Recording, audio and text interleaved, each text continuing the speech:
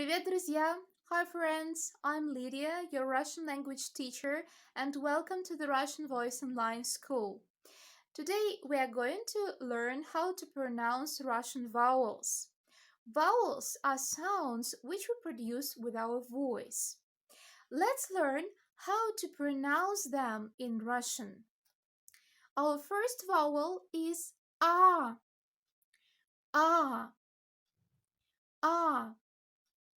A is the first letter of the Russian alphabet, and it looks very similar to English A letter. The next vowel is O. O. O. The next one is U. U. U. The next one is E. E. E.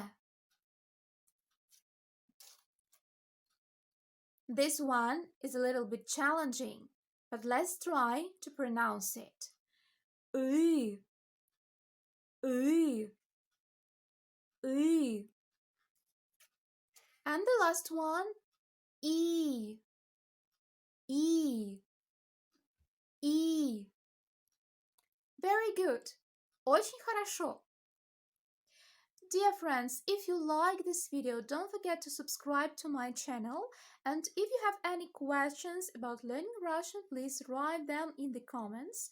And see you soon at our next Russian lesson.